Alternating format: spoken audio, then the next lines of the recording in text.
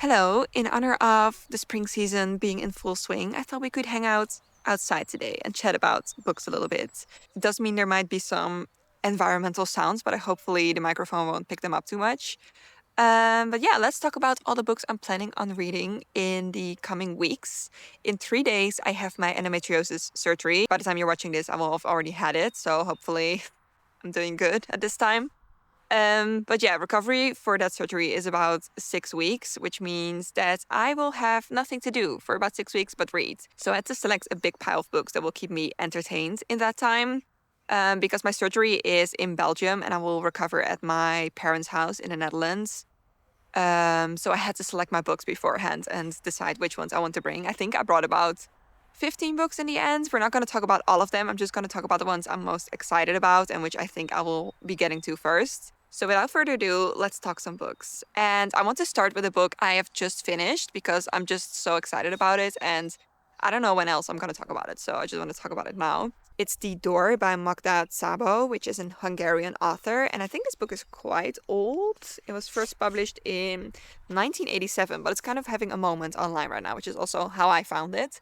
But this was amazing. It's about a young Hungarian writer who hires a housekeeper who is a very eccentric older woman, very particular, has very strict rules about how she wants things done. And she's also very mysterious. She has her guards very high up. She doesn't let anyone close.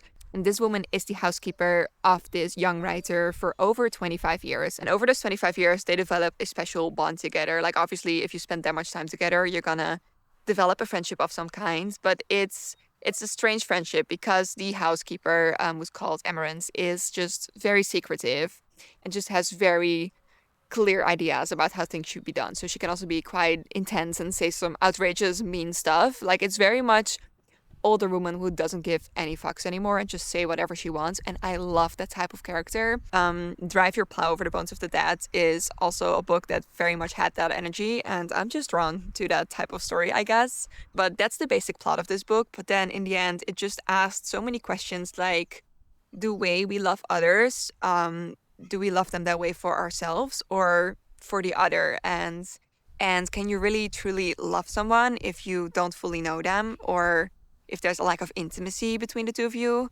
Like, there's just a lot of questions about love and relationships and knowing others and respecting others. And yeah, this just really blew me away. It was absolutely stunning. So I highly recommend this one. The book I'm currently reading is The Artist by Lucy Steeds. I've had this on my shelf for quite a while, but I was never really drawn to pick it up until now. It's very much a summery read. It takes place in the south of France in the countryside over one sweltering hot summer in the 1920s.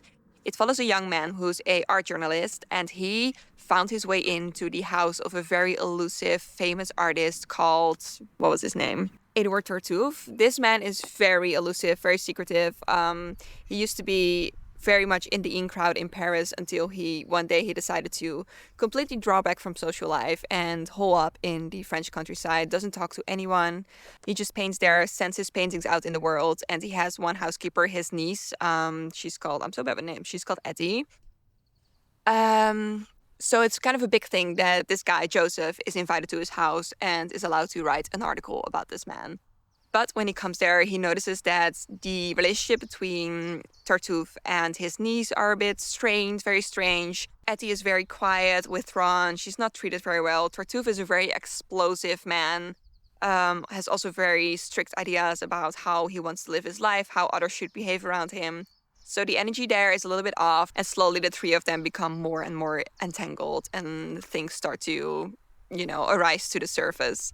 I'm over halfway now, and I'm really enjoying it. The atmosphere is lovely, like French countryside in the summer in the 1920s, like, say no more. But the story is also pretty good. It's not like mind-blowing so far, but just because the atmosphere is so nice, I'm really enjoying it. I'm curious to see where it will go. Like, it's definitely gonna come to a point where everything just explodes and comes to a head, and things are going to go down. So I'm excited to get to that point. So if you want a very atmospheric summer read, I think you might enjoy this one. I don't know how it's going to end yet, so I cannot give a full review, but I'm having a good time. Let's make the screen a little bit lighter. It's very gloomy today. Yesterday it was so nice and warm. Today a little bit gloomy, but it's better if there's no sun while filming, so that's all right. now let's get into the books I'm going to read in the coming weeks. And I brought a huge pile, so we have to go through them a little bit quickly. First, a book I've had my eye on for quite a while. It's The Names by Florence Knapp. The concept of this sounds amazing. Basically asks, like, how much influence can a name have on the way your life goes? And this story starts out with Cora, who sets out to register the name and the birth of her son. And while she is there at the office, she is doubting, like, is she gonna listen to the father who wants the child to be named after him? Is she gonna pick the name that her daughter, so the boy's sister, picks for him? Or is she gonna go with the name she has in her mind? And it says her choice will shape the course of all of their lives. So 7 years later, her son basically has 3 different paths laid out for him based on the 3 different names. And yeah, basically the theme of this book, the infinite possibilities that a single decision can spark, which I think sounds really interesting. I'm just really in an introspective literary fiction mood lately, and I think this will do the job. Next up, we have Valley of the Dolls by Jacqueline Susan. And this was a bit of an impulse buy at the time. I was just intrigued by it because it reminded me a little bit of Eve Babbitt's. This is basically a story about 3 women, 3 young starlets that want to climb to the top of the entertainment industry, only to find that there is no place left to go but down into the Valley of the Dolls. So it's very much about life in the entertainment industry, what you have to do to make it. I think there's a lot of partying, drugs. Like, a lot of people said that this is so fragmented, has no structure whatsoever, is an absolute like roller coaster of a book. And in a way very superficial, but somehow also very good. Like, I know a lot of people enjoyed this. I was just intrigued, and I loved the 2 books. What did I read by Eve Babbitt? Like, the 2 books she wrote about her time in Hollywood. I love those, so I hope this one has a bit of a similar, like, gossipy feel to it. Just like an insider look. I do really enjoy that. So if you've read this, let me know what you thought, because I feel like the reviews are a little bit mixed. The next book is 100% a cover by. It's Seasons of Glass and Iron by Amal El-Motar. Yeah, need I say more? Absolutely stunning. This is a short story collection, and they are described as fairy tales with teeth. And the description says these stories are told in letters, diary entries, reference materials, folk tales, and lyrical prose, which sounds really interesting. And the reviews were insane for this one, which eventually convinced me to pick it up. Later, I saw that this author co-wrote This Is How You Lose the Time War, which is a book that was so flowery in prose that I could not get through it. And I don't say that lightly, because I love flowery prose. I love a good lyrical book. But that one, I just did not understand what was going on. So that's making me a little bit scared. I did not realize it was the same author, but I'm going to try anyway, because the reviews were good. It sounds like right up my alley. I love some retold folktales, fairy tales. So yeah, we're just gonna try and see where this brings us. The next book is Transcription by Ben Lerner. This just caught my eye in the bookshop because it looks so minimalistic, which I kind of love, but it sounds so interesting as well. It's about a writer who returns to his college town, where he will conduct an interview with his 90-year-old mentor. But right before the interview, he drops his smartphone in the hotel sink and breaks it, so he has no way to record the interview. That is the plot, and basically it's a meditation and commentary on the way technology can either impoverish or enrich our life. So it's just basically about the way that him breaking his phone alters the course of the interview and like what comes after, I think. Like, I haven't read it yet, obviously. But that sounds so interesting. I love a book that has some social commentary, especially now in modern times. Like, so much is being said about technology and smartphones and social media. But I feel like it's also never enough, you know, because it keeps changing us. No one really knows what is going to happen to us in the long run of us living this way. So I always find it very fascinating to read like a writer's and artist's perspective on this time. So yeah, I'm excited. And I also know that this author is very much beloved. I think his other books had really good reviews. And I also saw that yesterday he was at Shakespeare and Company in Paris talking about this book, and I was really sad I was not there. Next up, Orbital by Samantha Harvey. I've had my eye on this book for over a year. Somehow I never picked it up. I don't know why. And I know a lot of people had this book as their favorite book they read in 2025, which is very promising. And also a lot of people said it's a very human and very hopeful book, which is kind of the vibe I need probably after surgery. I would love to read some like beautiful ruminations about humanity and life on this planet. So if you don't know what this book is about, it's about 6 astronauts who are on a spacecraft orbiting the Earth because they have to do some scientific experiments there. But it's not really about that. It's more about the conversations and feelings they have while they're there looking at Earth from a distance. The description says, yet although separated from the world, they cannot escape its constant pull. The fragility of human life fills their conversations, their fears, their dreams. So far from Earth, they have never felt more part or more protective of it. They begin to ask, what is life without Earth? And what is Earth without humanity? Like I said, I'm in the mood for some introspective literary fiction, and you cannot go better than this. It won the Booker Prize in 2024. So many people loved it. I am 99% confident that this will be a 5-star read for me. Next, we have The Correspondent by Virginia Evans. And again, this is about a bit of an older woman with a mysterious past, I believe. It's about Sybil van Antwerp. She's 73. And she spends her days writing letters to the people she knows, people she doesn't know, just to vent her emotions, her feelings.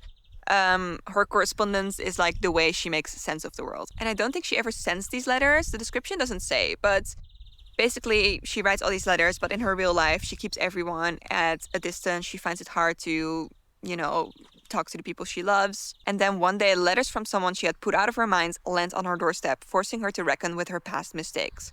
For as Sybil's about to learn, it's never too late to write a few postscripts. I think, again, this is going to be a very hopeful, intimate story about human relationships, the way we live our lives and the choices we make. I think there's a common theme here. And yeah, I hope this just will be a little bit of a feel-good read where I will be both laughing and crying. The next book I have is Orange by Curtis Garner. This cover, very summery. This is a summer read if I ever saw one. This book is this is kind of funny. I have about 8 books that fall into this exact genre and plot by now. It's basically about a guy coming of age, having a queer awakening, and looking back on his first love. That's basically the main plot of this book. And I filmed a video last week about books like this. It's either going up before this video or after, so if it's not there yet, keep an eye out for it. But yeah, I have so many books in this genre, which is really funny. I'm just drawn to them every time. 2 young guys having a queer awakening over one summer and then, having to end that romance after the summer. Something about the tragedy of that just gets me every time. And also the atmosphere of that. So when I saw this, I was like, I have to do it. I'm sorry, I'm just never gonna tire of this type of story. So this takes place in Cornwall in 2018 in a small fishing village and follows 16-year-old Daniel, who forms an unexpected connection with a local boy, Iago. And this boy makes Daniel feel seen for the first time in his entire life. And then it skips to 5 years later, when he lives in London in a very loud queer way, really has embraced his identity as a queer person. But then a visit from Jaco stirs up a reckoning with his former life, forcing them both to question how much change their bond can withstand. Sounds like a perfect summary to me. This gets me every time, so I'm very excited for this one. Then we have another book that definitely grabbed my attention because of the gorgeous cover. It's called Kin by Tayari Jones. And stunning, but the description also sounds really great. It's a novel about friendship, sisterhood, and the search for belonging. It follows 2 young girls throughout the course of their lives. They grow up next to each other as neighbors. They're both motherless, and they are raised in 2 very different ways, and this shapes the way their life continues. So one girl is raised by a very fierce aunt and eventually leaves their small town to go to college in Atlanta, where she joins a sisterhood of powerfully connected Black women and discovers a world of affluence, manners, and aspiration, and inequality. The other girl was abandoned by her mother when she was a young child and is very much fixed on finding her mother, which sets her off on a journey that will take her into a world of peril and adversity, as well as love and adventure, culminating in a battle for her life. From what I've read about this book, it's very much a story of found family, which is one of my favorite themes in a book, I think. It's just so beautiful to see that the connections we make later in life can become some of the most important and most transformative ones. I love those type of stories. So I'm very excited for this. Also, I know that the author is very popular. She wrote another book called An American Marriage that I think had very good reviews. So I think this will be a good one. And then lastly, we have a book that very much stands out from the rest of them. It's Dungeon Crawler Carl by Matt Dinneman. So basically I got this because I follow Reagan from Peruse Project on YouTube. I've been following her for basically since she's been posting, I think. I have been watching her videos since I was 14. She was very much like an OG booktube girly, and I'm still obsessed. And she read this entire book series and she was so addicted to it. She said she thought she was going to hate it and then it was very much like a dude's book, which is kind of what my expectation would be for this book. But then she said it became so addictive and she listened to all books on audiobook and just basically finished all of them in the month, even though there's like 7 books in the series and with like 500 to 700 pages. And I think I'm gonna need something very addictive after my surgery. If I'm gonna be in bed for weeks, I need something that will completely transport me to another world. And if this book series can do that, I am open to trying it. So yeah, just her review made me very curious. And just in general, this book is very popular right now, has a lot of good reviews. So it's not something I would ever pick up by myself, but the hype around it has made me really curious. And if you don't know what this is, if you haven't heard about it yet, it's a sci-fi novel. And it's basically a fictional take on the classic dungeon crawler games. Like, I've never played them, but I think they exist. It's set in the future where we have had an alien invasion. They have destroyed the entire planet, and whoever survived on planet Earth are basically forced to partake in a sadistic intergalactic game show. So the entirety of planet Earth is being used as a sort of video game-like trap-filled fantasy dungeon, and people have to survive on Earth. And this is broadcasted as a reality show across the galaxy. Like, this is something I would never pick up if I read this description, which is just so funny. And you follow Carl, who is a participant of this game. He has to survive on planet Earth, and he is stuck with his ex-girlfriend's prize-winning show cat called Princess Donut, which I think is hilarious. And yeah, so many people say that this book is so funny, but also just so addictive. And one of the reviews on the back says, this series has no goddamn business burying so much depth and emotion and complexity under its bawdy, gory surface. So I'm intrigued, guys. I'm just really intrigued. If so many people love this so much, it must be doing something like really unique. And if it's as addictive as people say it is, I'm gonna have a good time. So I really hope I'm going to love this. It would definitely be a first that I'm like completely obsessed with the sci-fi, because sci-fi is not really my genre. I'm more into like medieval fantasy settings than futuristic apocalyptic stuff. But who knows? Maybe this is going to be my thing. We'll see. So those were all the books I wanted to talk about today. If you're curious what I'm reading at the moment or what I thought of any of these books, I usually post updates on my Instagram, like on my stories. So if you want, you can follow me there. I'll put my Instagram on the screen. Let me know in the comments what you are reading these days. And thank you for watching. I will see you in the next video. Bye!